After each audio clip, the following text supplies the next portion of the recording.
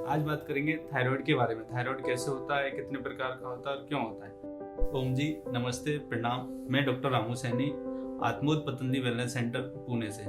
Thyroid एक endocrine disorder है। इसमें हार्मोन का इम्बैलेंस हो जाता है। इसके क्या क्या कारण हैं और ये कितने प्रकार का होता है। एक हाइपोथायरॉइड, एक हाइपरथायरॉइड। इसके मेन रीजन हैं ग्रेव्स डिजीज है, हाशिमोटो डिजीज है, थायराइडाइटिक्स है और आयरन डिफिशियंसी है। ये सारे इसके फैक्टर होते हैं। हाइपोथायराइडिज्म में थायराइड ग्लैंड के जो हार्मोन है T3 T4 उनकी जो रेंज होती है वो कम हो जाती है और हाइपरथायराइडिज्म में T3 T4 का रेंज बढ़ जाता है। हाइपोथायराइडिज्म के सिम्टम क्या क्या होते हैं?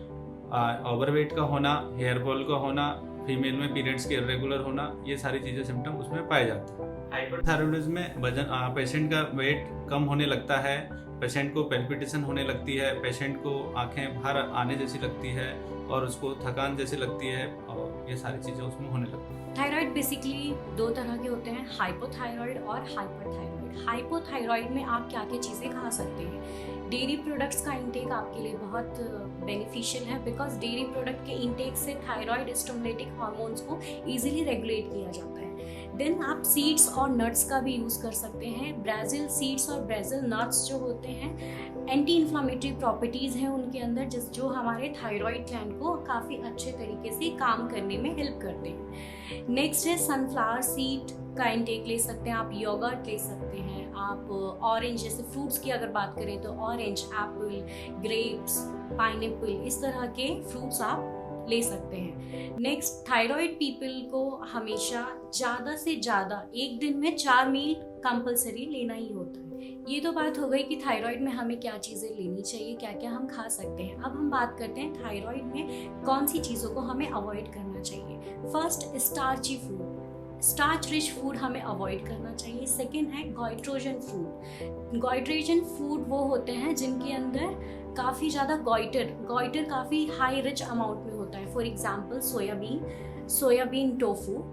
नेक्स्ट है आपका क्रूसीफेरस फैमिली की जितनी वेजिटेबल्स हैं, for example cabbage, cauliflower, turnip, radish, ये सारे वेजिटेबल्स को आप अपनी डेली रूटीन में अवॉइड करेंगे। स्वीट पोटैटोज, बेरीज, इन सब का भी इंटेक कम से कम करना चाहिए। अब बात करते हैं हाइपरथायराइड। हाइपरथायराइड में what should we eat and क्या हम अवॉइड कर सकते हैं। तो अगर हम बात करें कि क्या क्या चीज़ें हमें खानी चाहिए, तो हमें ब्राज़िल नट्स का इस्तेमाल काफ़ी ज़्यादा हेल्पफुल करता है हाइपरथायराइड के केसेस में।